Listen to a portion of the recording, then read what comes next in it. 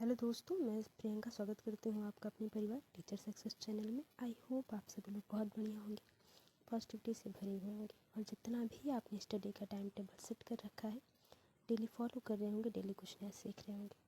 तो जैसा कि आप लोगों ने थंबनेल में देखा कि आज हम लोग बातें करने वाले हैं बिहार शिक्षक भर्ती 4.0 के सिलेबस के बारे में। कैसे इसे कवर करना है, चाहे वो PRT हो, 6 to 8 हो, 9 to 12 हो, या हमारी रणनीति क्या होनी चाहिए।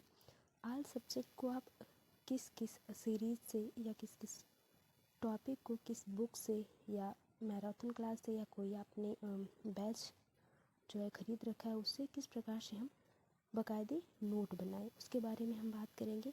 और सिलेक्शन कैसे हो सकता है उस स्ट्रेटजी के बारे में हम बिल्कुल बात करेंगे। तो चलिए टाइम वेस्ट नहीं करते हैं, शुरू करते हैं। एक नया पेज लेते हैं और उसमें टॉपिक के हिसाब से बातें करते हैं। तो पहला टॉपिक आपका ये हो जाता है, किसी भी एग्ज़ाम को क्लियर करने के लिए सबसे पहले आपके पास सिलेबस की जानकारी होनी चाहिए। सिलेबस क्या है, कितना है, जिस भी आप पार्ट में है, चाहे 1 to 5 में है, 6 to 8 में है, उसमें क्या क्या सिलेबस है, या 9 to 12 में है, तो किस में कितना सिलेबस है और किस एरिया से या किस सेगमेंट के सब्जेक्ट से किसी एक सब्जेक्ट के एक सेगमेंट से कितने क्वेश्चन पूछे जाते हैं, ये इम्पॉर्टेंट है। ठीक है, अब ये पता कैसे चलेगा? तो सबसे पहले तो आपको सिलेबस देखना है और उसे कंप्लीट करना है, ये पहली बात रही। दूसरी बात कि हम क्या करें कि जो सिलेबस कंप्लीट करने में हमें ज़्यादा टाइम न लगे। जैसा कि आप जानते हैं किसी भी कंपटीशन एग्ज़ाम के लिए एक लेंदी जो प्रोसेस हो जाता है। पहले सिलेबस कंप्लीट करने के लिए थोड़ा अगर टाइम लगता है तो कोई प्रॉब्लम नहीं, लेकिन उसे बाकायदा कंप्लीट करिए। ऐसा नहीं कि आपको ये लगता है कि ये इम्पॉर्टेंट नहीं है सेगमेंट तो मैं इसे न लिखूँ। देखिए, सिलेबस में आप सारे सेगमेंट को लिखिए, बल्कि दूसरे स्टेप पे जब आप उसको रिवीजन में लाते हैं तो जो इम्पॉर्टेंट नहीं है ज़्यादा, यानी कि जो भी एग्ज़ाम में उसके हिसाब से नहीं पूछा जा रहा है, रिवीजन में उसको आप कम रिवीजन कर सकते हैं, लेकिन रिवीजन आपको ज़्यादा करना है।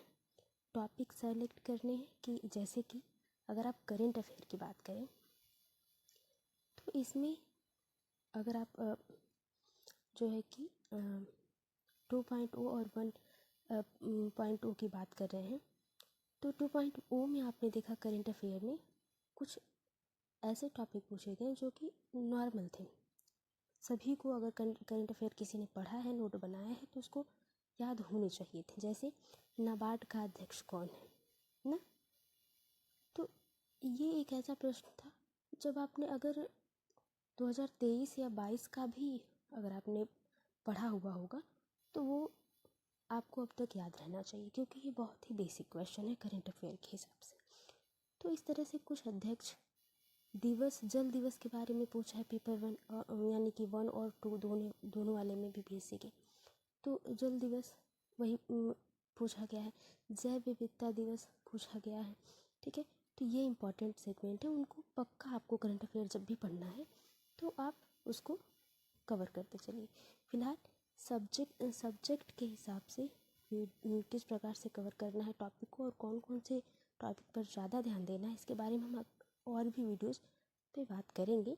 लेकिन फ़िलहाल आज हम बात करते हैं कि सिलेबस कंप्लीट करते समय किन बातों का ध्यान रखें और किस प्रकार से रिवीजन करें, किस प्रकार से प्रैक्टिस सेट लगाएं कि हमें सिलेक्शन की तरफ थोड़ा ज़्यादा स्ट्रगल न करना पड़े।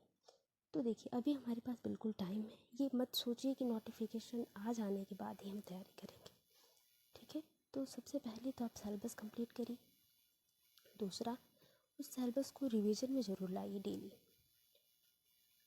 हाँ, आप टाइम टेबल बांट सकते हैं कि आज अगर मान लीजिए अगर आज मंडे है तो मंडे को आप कौन सा सब्जेक्ट पढ़ेंगे और कितने घंटे रिवाइज़ करेंगे। रिवीजन करते समय कहीं भी कुछ नहीं लिखना है, सिर्फ रिवीजन करना है। तीसरी बात सबसे इम्पॉर्टेंट कि सिलेबस कंप्लीट होने के बाद या उसके पहले भी आप प्रैक्टिस सेट नहीं, प्रीवियस ईयर, बिल्कुल पहले आपको प्रीवियस ईयर ध्यान देना है। देखिए प्रीवियस ईयर हल करने से ये होता है कि अब जो 4.0 देंगे उनके लिए तो सबसे बेस्ट है कि 1, 2 और 3 तीनों की प्रीवियस ईयर आपको आसानी से मिल जाएंगे और पूरी डिटेल तरीके से मिल जाएंगे।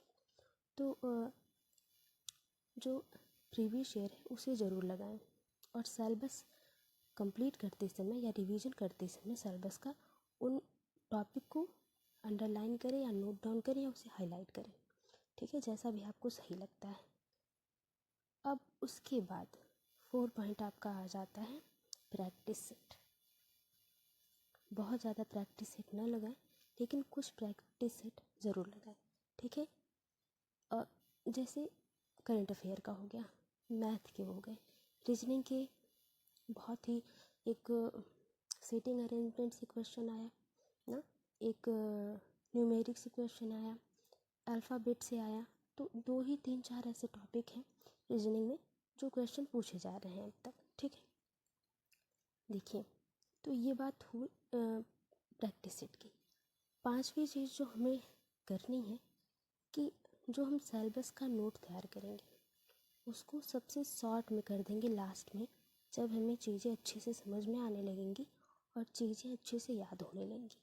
क्योंकि जब आप अपनी जो नोट की हुई चीज़ें होती हैं या जो भी सब्जेक्ट में नोट बनाए होते हैं, अगर वो शॉर्ट नोट होता है तो आप उसे अच्छे से फैक्ट वाइज लर्न कर सकते हैं। उसे फैक्ट में भी आप लिख सकते हैं, अपने हिसाब से लिखिए। अब कहाँ कहाँ से पढ़ें, किस प्रकार से पढ़ें, ये सारी चीज़ें आपको देखिए। इसके लिए आप बुक भी फॉलो कर सकते हैं या कंटेंट ही कंटेंट भरा है यूट्यूब से भी आप पढ़ सकते हैं।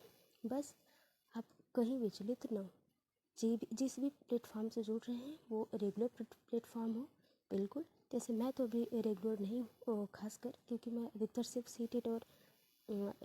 सीटेट और यूपीटेट के बारे में अधिकतर मैं बातें करती हूँ अपने चैनल पर। और फिलहाल इस टाइम थोड़ी सी प्रॉब्लम है तो मैं प्रॉपर वीडियोस नहीं बना रही।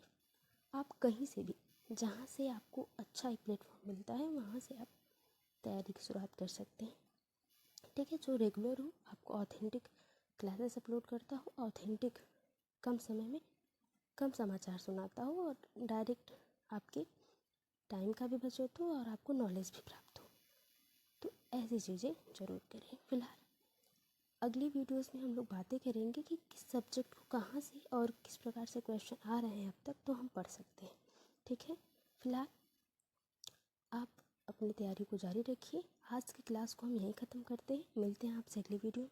तब तक के लिए bye bye, take care, be positive, be motivated. धन्यवाद।